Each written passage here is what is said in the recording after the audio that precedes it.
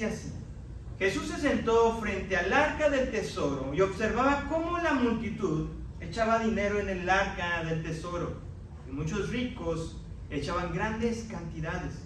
Llegó una viuda pobre y echó 2 pequeñas monedas de cobre, o sea, un cuadrante. Y llamando Jesús a los discípulos les dijo: en verdad les digo que esta viuda pobre echó más que todos los contribuyentes al tesoro, porque todos ellos echaron de lo que les sobra, pero ella de su pobreza echó todo lo que poseía, todo lo que tenía para vivir. Quizás estés familiarizado con la palabra filantropía, y esta prácticamente es hacer donaciones a causas benéficas. En el mundo moderno en el que vivimos, estas caras de personas ricas va cambiando con el tiempo, y las donaciones que hacen en ocasiones son donaciones grandísimas, estratosféricas, por causas, como lo dije, sociales. Algunas de ellas son para construcciones de hospitales, de escuelas, de centros deportivos.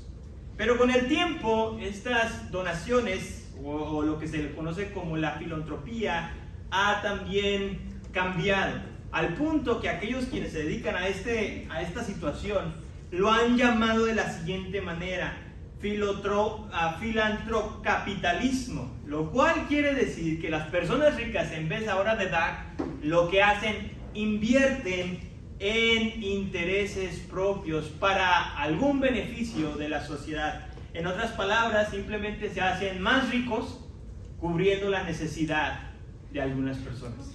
Obviamente, con estas grandes donaciones, las motivaciones egoístas de estos donantes multimillonarios se ven cubiertas, porque aquellos quienes se ven beneficiados por estas donaciones no ven nomás que simplemente el altruismo y la generosidad de estos donantes millonarios. Pero cuando hablamos de contribuciones o cantidades mucho más pequeñas, aquellos donantes quienes dan estas donaciones a comparación de estas grandes cantidades, en muchas ocasiones no reciben la misma atención que los millonarios. Si somos honestos, no salen en las redes sociales, ni mucho menos en los medios de la comunicación, haciendo alarde de la donación que hicieron estas personas. Y creo que de la misma manera es exactamente lo que acabamos de leer en la historia que un servidor acaba de hacer lectura en Marcos. Una mujer, una viuda, quien en medio de todos los ricos se nos dice que también ella dio una cantidad pequeña en el templo. Aunque su donación fue insignificante aquel día en los registros del templo, su pequeña donación quedó inmortalizada en la palabra de Dios. Oremos a Dios. Señor, gracias porque tú eres bueno. Y en esta hora, mi buen Dios, yo te pido que seas tú quien hables a través de tu siervo, que nos permitas, Padre, meditar en tu escritura, y que solamente tu escritura y el poder de tu Santo Espíritu sea quien traiga convicción a nuestra vida, cosas que tengamos que cambiar, pecados que tengamos que confesar delante de ti. Te pido que también aquellas cosas que nos afanan, los pendientes de la semana, puedan ponerse a un lado, para que con un corazón dispuesto, humilde y contrito, podamos escuchar lo que tu palabra dice, mi Dios. En tu nombre oramos. Amén y amén. Después de una larga mañana, como algunos lo mencionan, estamos en el día martes, en los últimos días del Señor Jesucristo antes de que fuera crucificado. Este día en especial, día martes, el Señor Jesús había tenido una serie de debates y de enseñanzas en el patio de los gentiles. Cansado seguramente por tanto ajetreo, por una agenda tan ocupada como la del Señor Jesucristo, el escritor nos dice que decidió partir a otro patio dentro del templo. Era el patio de las mujeres, quien anteriormente estuve explicando que en este patio a las mujeres se les permitía ir a adorar a Dios. Versículo 41, el escritor nos indica lo siguiente: Jesús se sentó frente al arca del tesoro y observaba cómo la multitud echaba dinero en el arca del tesoro. Resulta que en el primer siglo, sobre todo en la cultura judía, había esta creencia del dinero, de la riqueza.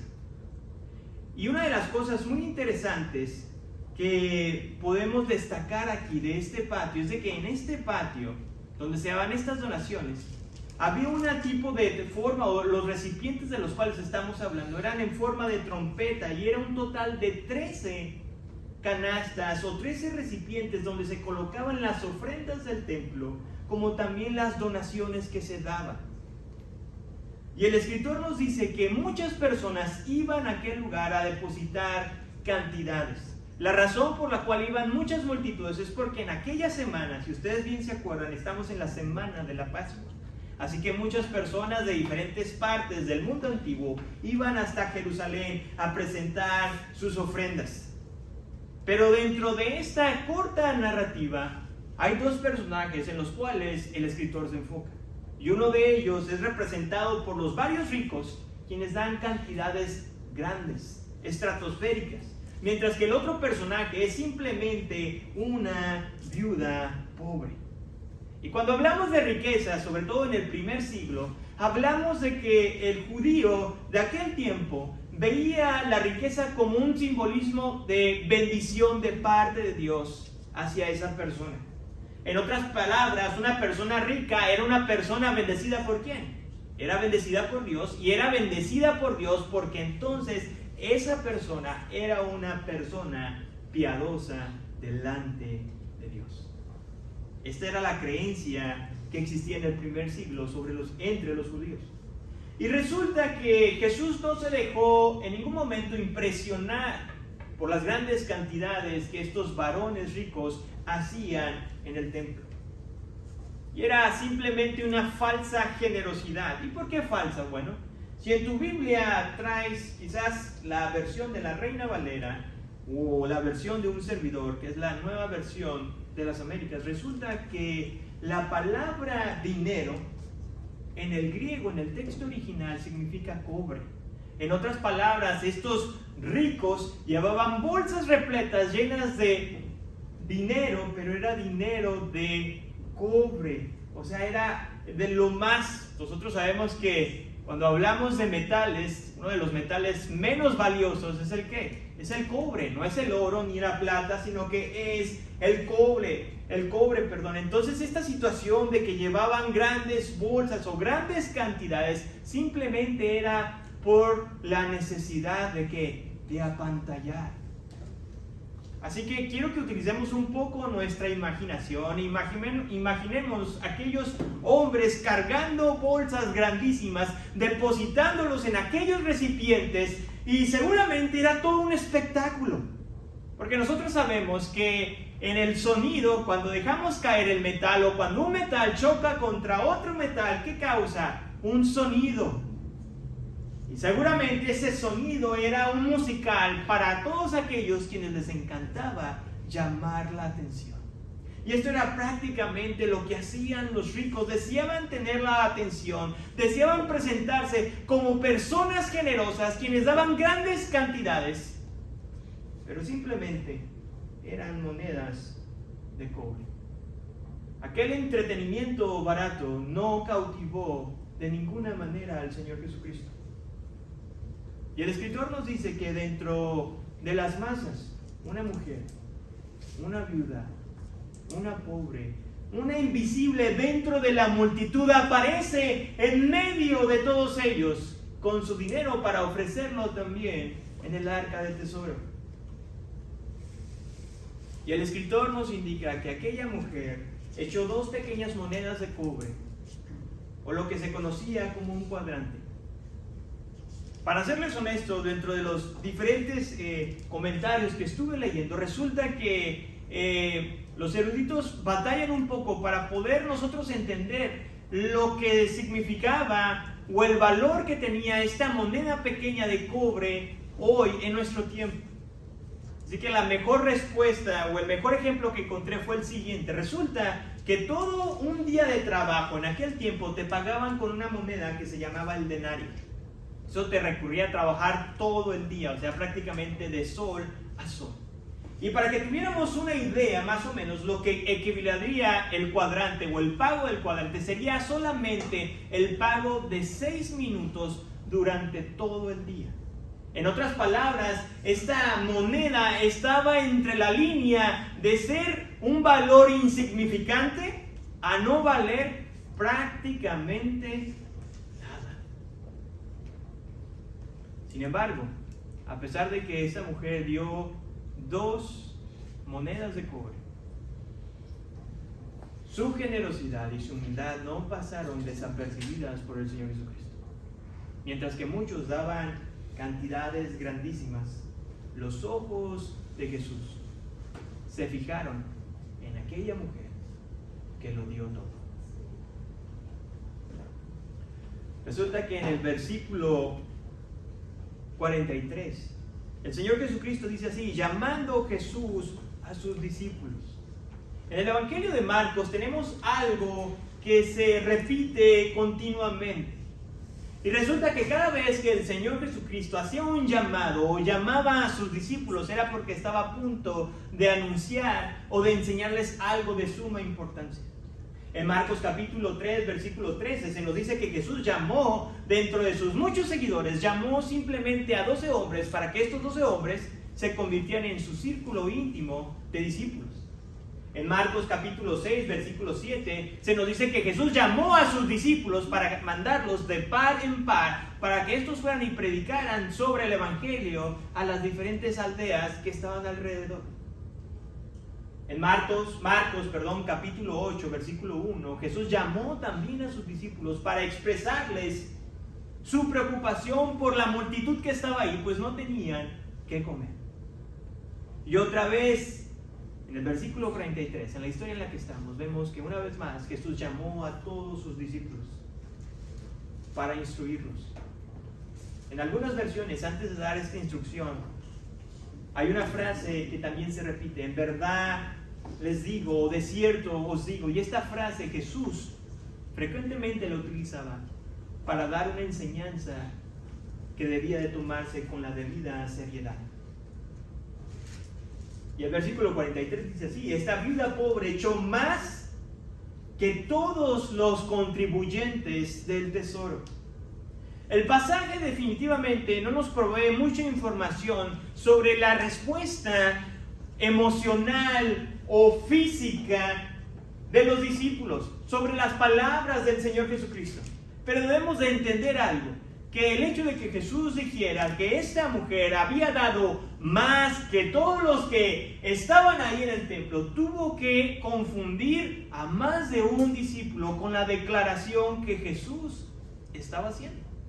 Estaba diciendo que esta mujer, quien había dado 2 cuadrantes o 2 monedas de cobre, que eran totalmente insignificantes, había dado más que todos aquellos ricos quienes daban bastante.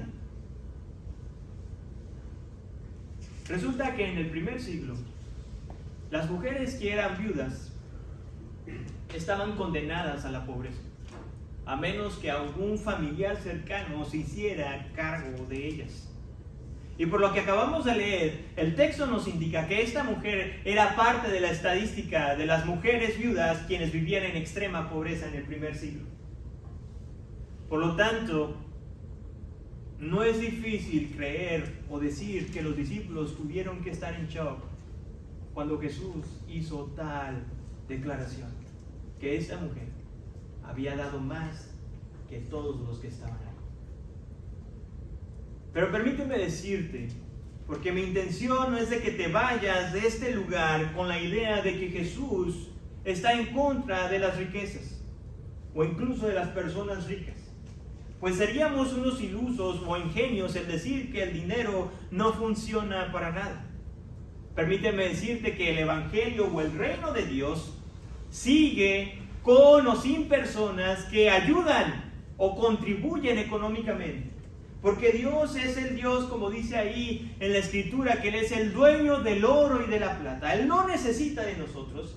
Sin embargo, Él nos da la oportunidad y el privilegio de contribuir o de ser parte del reino de Dios a través de nuestras posesiones materiales.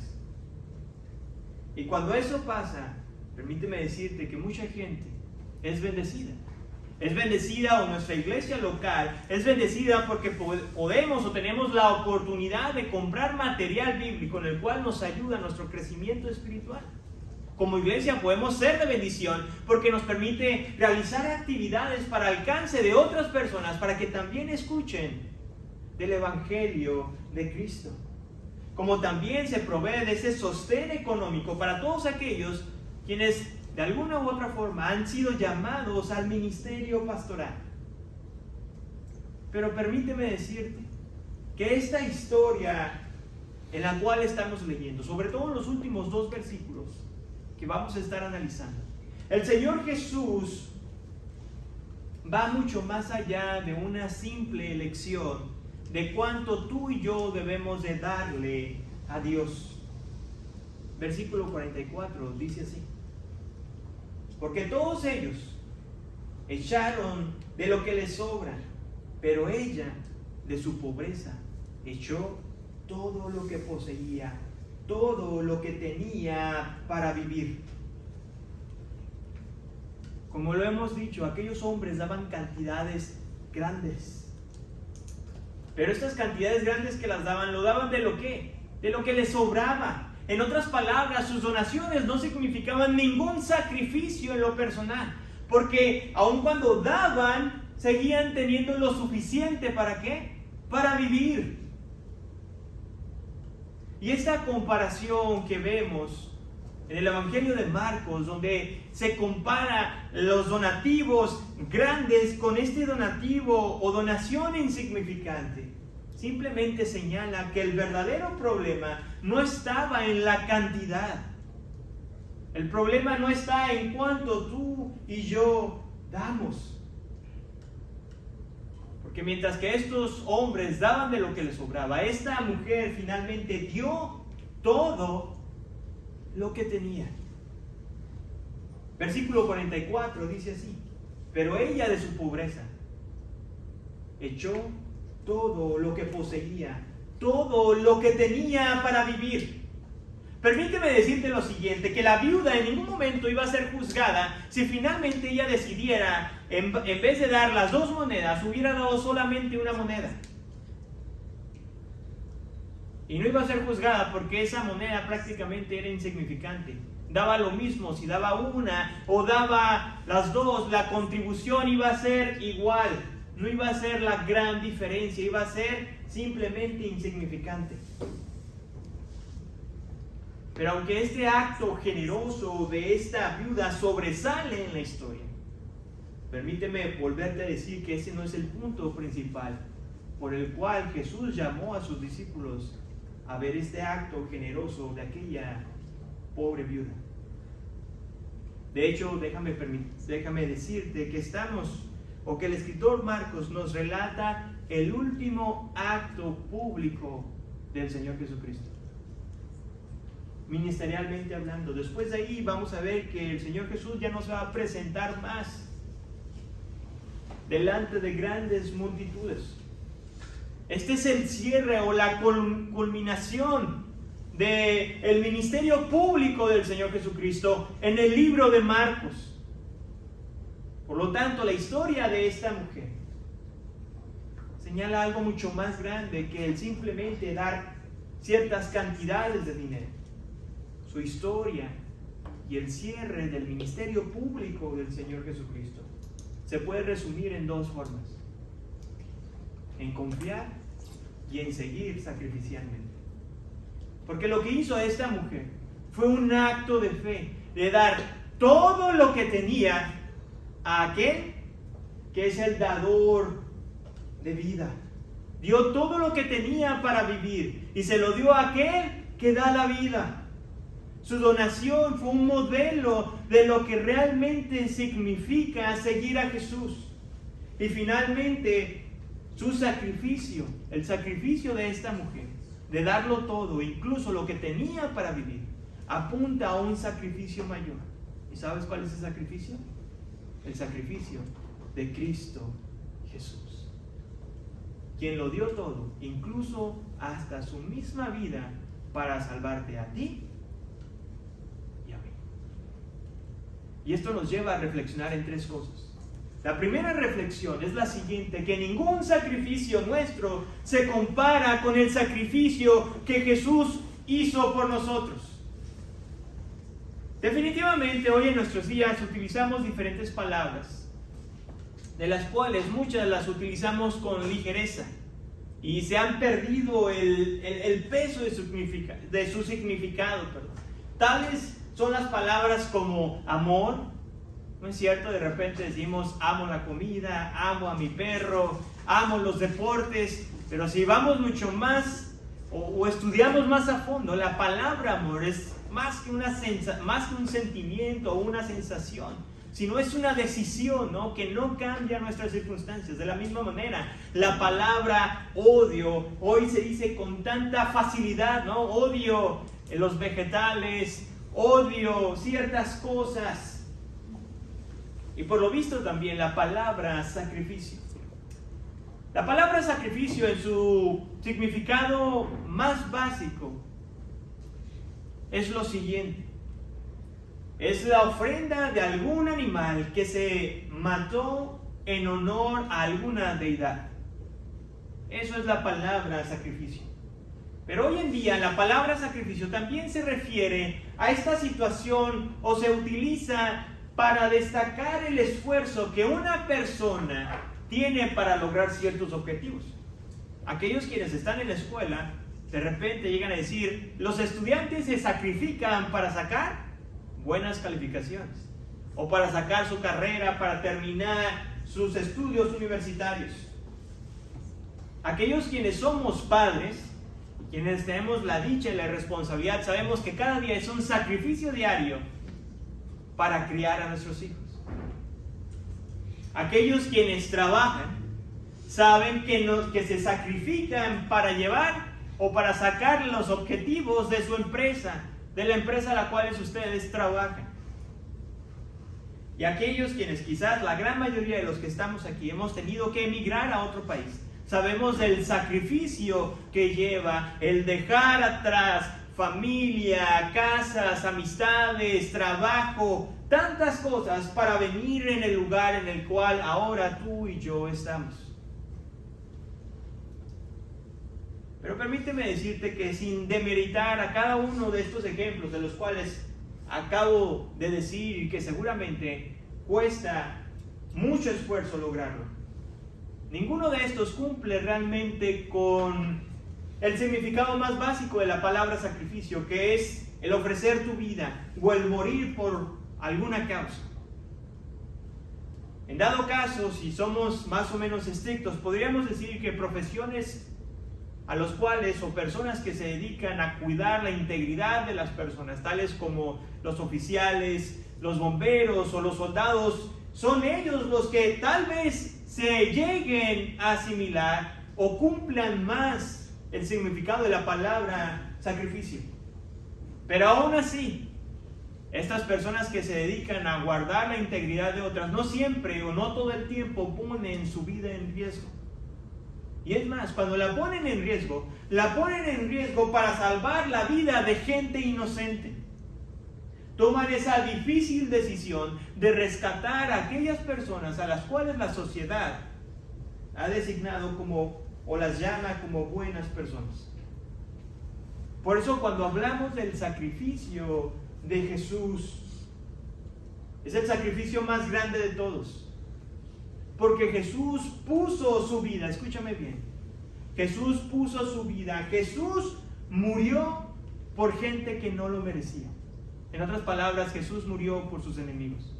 Mientras que escuchamos a soldados donde dan su vida, o se les da una medalla honorífica por salvar a algún compañero dentro del campo de batalla, Jesús murió por gente como tú y como yo, enemigos de Dios, personas que a diario estamos quebrantando la ley de Dios.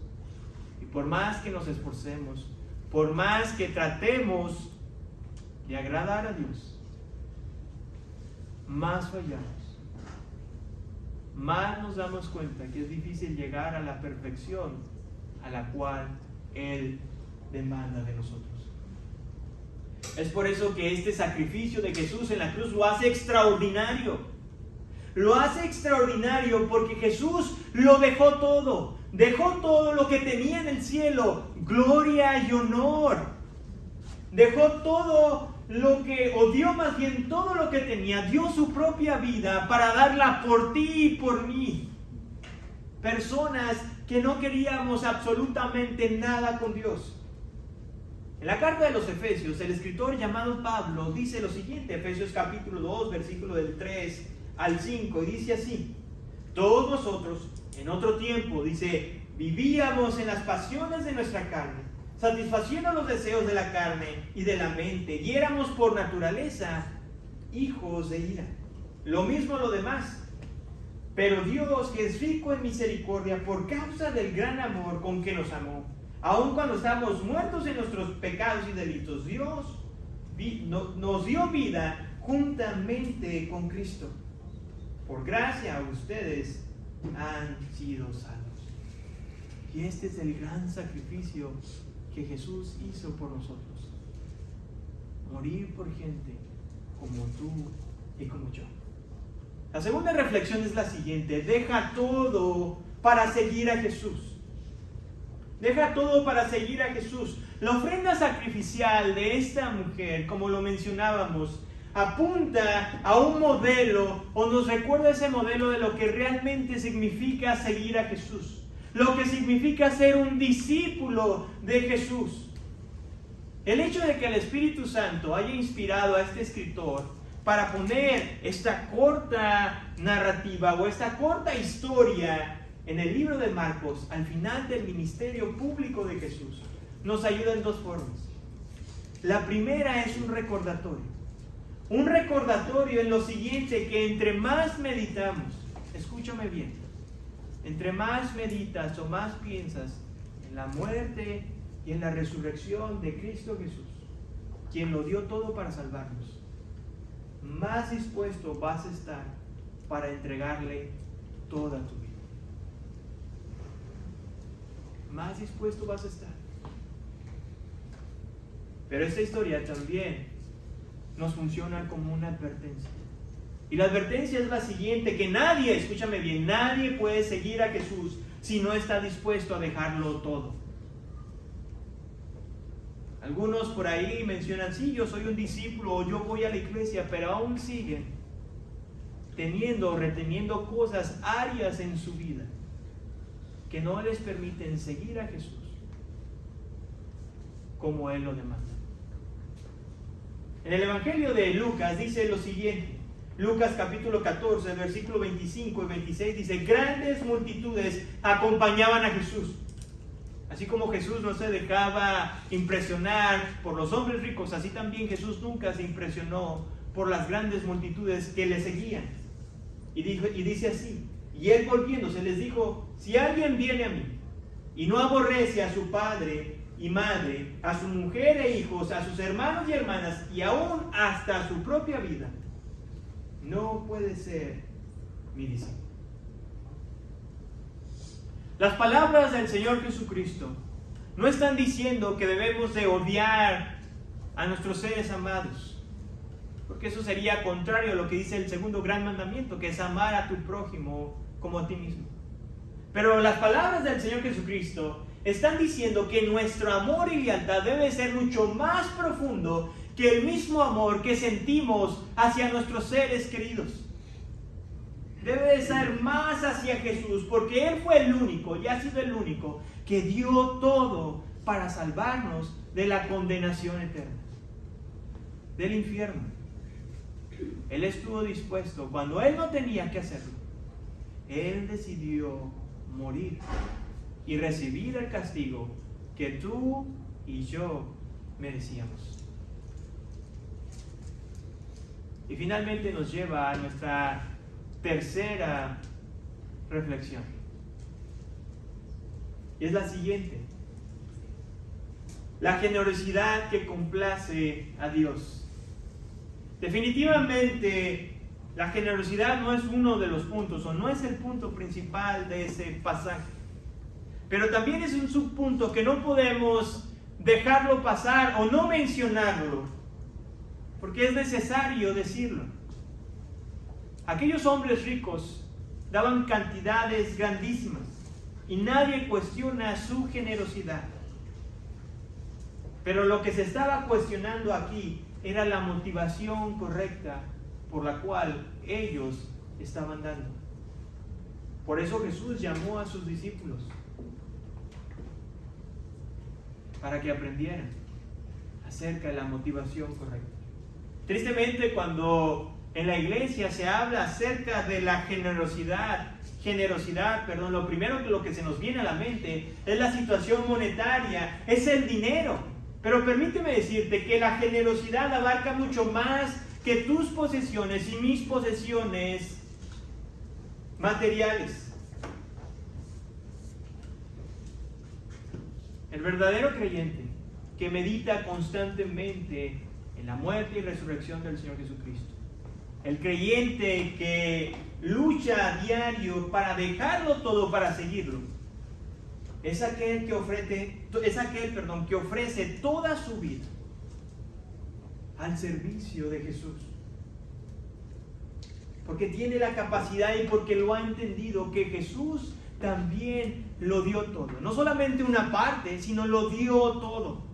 En otras palabras, es el discípulo que generosamente saca de su tiempo, de una agenda tan apretada, para servir a los demás.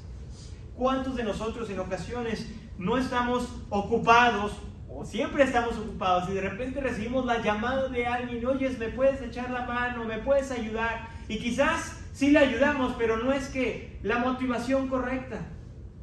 Por dentro nos estamos aquí: uy, ¿por qué me dijo? Tenía que hacer esto. Es aquel que generosamente pone a disposición sus talentos y servicios a sus hermanos en la fe. Quizás de repente llegas a escuchar y alguien escuchó que eres bueno cambiando el aceite del carro, y recibes la llamada un sábado por la mañana cuando es tu día de descanso, y dices: bueno, pues hay que ir, de modo que le diga que no. No se trata solamente de cantidad, sino también de la motivación con la que lo hacemos. Es aquel que generosamente contribuye financieramente tanto a su iglesia local como también a los diferentes ministerios que ayudan a esparcer el reino de Dios. No damos porque tengamos que hacerlo, sino damos porque el Señor Jesús, Él ya nos dio todo. Finalmente creo que todo lo que tenemos, absolutamente todo lo que tú y yo tenemos en esta vida, le pertenece a Dios. Tú y yo simplemente somos simples administradores.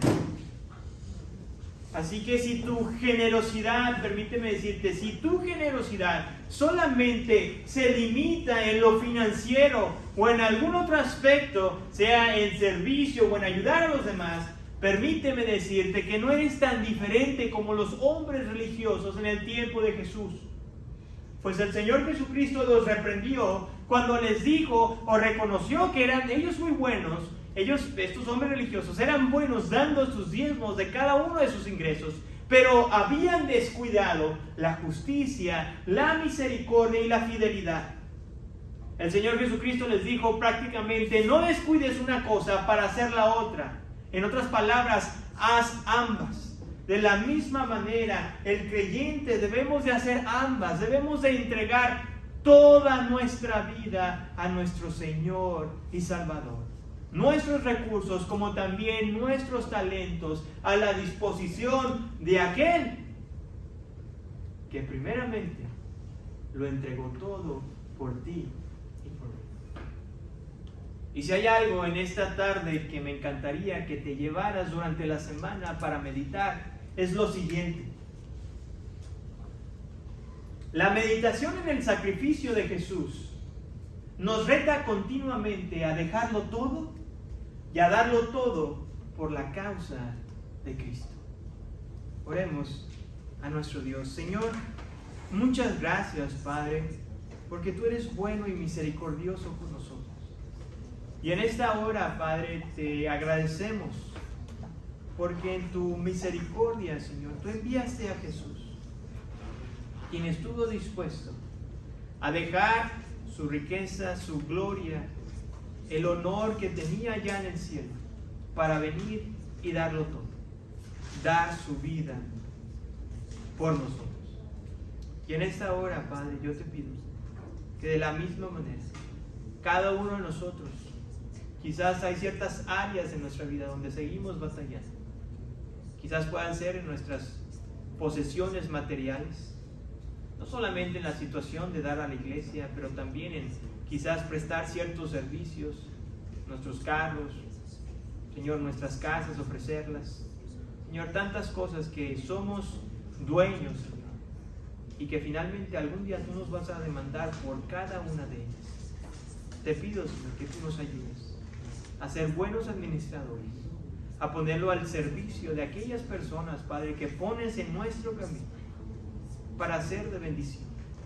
Recordando, Señor, que un día atrás, hace 2000 años atrás, tú enviaste a Jesús, quien estuvo dispuesto a dar su vida.